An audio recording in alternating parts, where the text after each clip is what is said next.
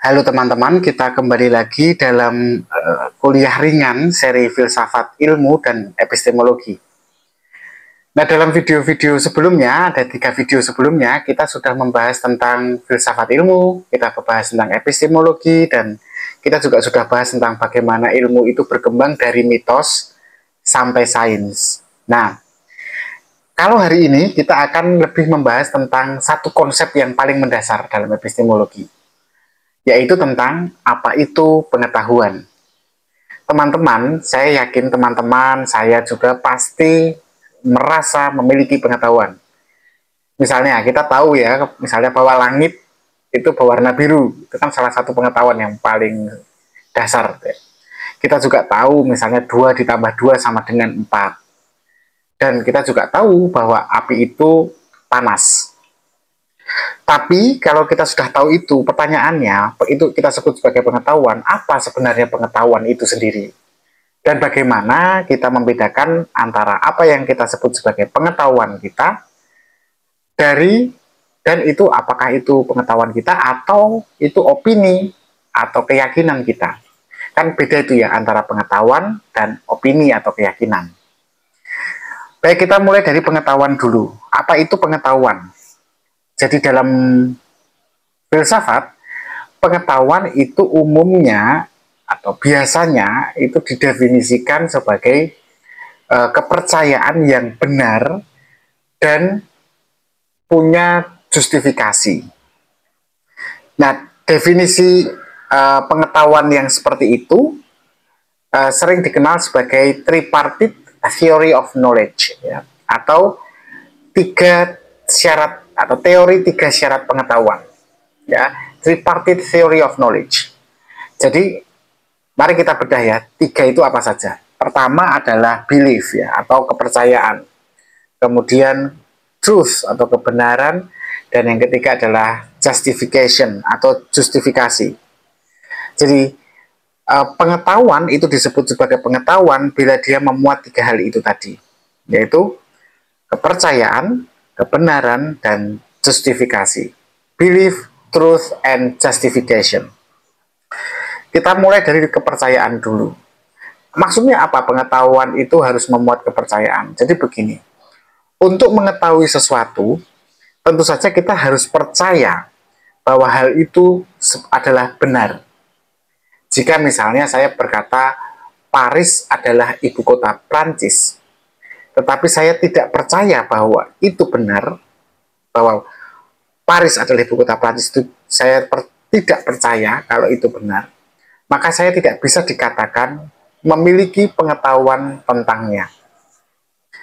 Kemudian hal kedua yang perlu termuat dalam pengetahuan, disebut sebagai pengetahuan, adalah ketika ada unsur kebenaran. Jadi pengetahuan itu harus didasarkan pada sesuatu yang benar. Misalnya, jika saya percaya, katakan tadi kan kepercayaan nomor 1 ya, tetapi kepercayaan itu tidak cukup, butuh kebenaran.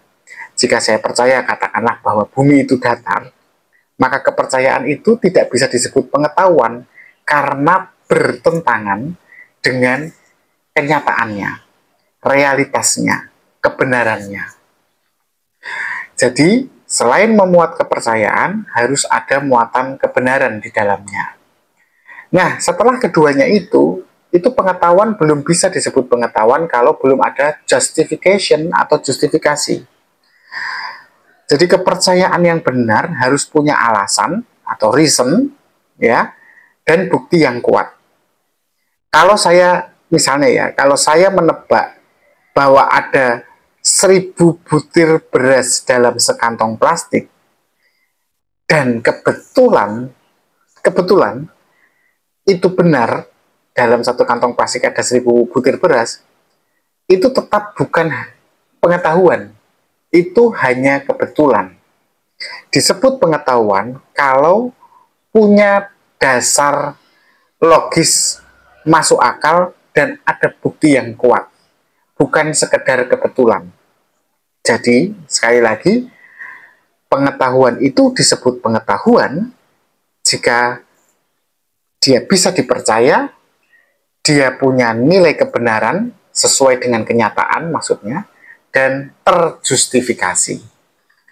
Nah, teman-teman, itu tadi definisi dari pengetahuan. Nah, tentu saja pengetahuan itu luas, tetapi seluas apapun itu dalam epistemologi, kita masih bisa mengelompokkannya atau mengkategorikannya dalam beberapa kategori utama, yaitu ada sekitar empat kategori pengetahuan. Pengetahuan proporsional atau pengetahuan proposisional atau propositional knowledge, pengetahuan praktis atau practical knowledge, atau sering juga dikenal dengan istilah know how, gitu ya. Know how artinya tahu bagaimana, gitu ya, pengetahuan praktis. Yang ketiga, pengetahuan intuitif ya, atau intuitive knowledge. Dan yang keempat, kategori yang keempat itu pengetahuan empiris ya, dan rasional. Jadi ini pengetahuan empiris versus rasional, yang keempat. Kita bahas satu persatu kategorinya ya. Oke, jenis pengetahuan pertama, pengetahuan proposisional. Pengetahuan proposisional ini adalah pengetahuan yang terkait dengan fakta atau pernyataan. Sebagai contoh, air mendidih pada suhu 100 derajat Celcius. Ini kan fakta ya, yang dinyatakan. Atau misalnya begini contoh lainnya, Indonesia adalah negara kepulauan. Nah, faktanya memang begitu. Jadi pengetahuan jenis ini dinyatakan dalam bentuk kalimat yang memang bisa dinilai benar atau salah. Itu disebut pengetahuan proposisional. Kemudian jenis kedua pengetahuan itu adalah pengetahuan yang praktis. Nah, pengetahuan praktis itu adalah pengetahuan tentang cara melakukan sesuatu. Jenis pengetahuan ini sederhana. Contohnya seperti cara kita memasak nasi misalnya, atau cara kita memainkan alat musik. Jadi ini adalah bagian atau jenis pengetahuan praktis, atau tidak hanya mengetahui teorinya, tetapi juga mampu melakukannya. Kemudian jenis yang ketiga adalah pengetahuan intuitif, atau dalam pengalaman kita itu pengetahuan yang memang datangnya dari pengalaman langsung atau intuisi yang tidak butuh pembuktian secara ketat. Contohnya begini, kita tahu seseorang, jadi tahu di sini ya, kita mengetahui ya seseorang sedang sedih. Nah, kita tahunya itu dari ekspresinya. Meskipun si orang ini tidak perlu kita tanya atau membuktikan bahwa dia memang benar-benar sedih atau tidak. Jadi hanya berangkat dari pengalaman langsung kita yang menggunakan intuisi. Itu pengetahuan ketiga, atau sering juga dikenal sebagai pengetahuan intuitif. Kemudian yang keempat adalah pengetahuan empiris versus rasional. Seperti yang sudah saya bahas, pengetahuan empiris adalah pengetahuan yang diperoleh lewat pengalaman dan pengamatan. Sedangkan kalau pengetahuan rasional adalah pengetahuan yang diperoleh lewat pemikiran yang logis tanpa perlu adanya pengalaman langsung. Kalau empiris itu contohnya gini, kalau empiris tadi yang berdasarkan pengalaman dan pengamatan, misalnya gini, kita mengetahui pengetahuan kita itu ya tentang api, bahwa api itu panas. Kenapa? Karena kita pernah menyentuhnya. Nah, itu disebut empiris. Ada kata pernah menyentuhnya, mengalaminya. Kedua adalah pengetahuan yang rasional. Nah, pengetahuan yang rasional ini dasarnya adalah pemikiran logis. Tidak perlu pengalaman langsung. Jadi misalnya kita tahu bahwa jika A lebih besar dari B, katakan begitu, dan B lebih besar dari C, maka A pastilah lebih besar dari C. Ini kan logika.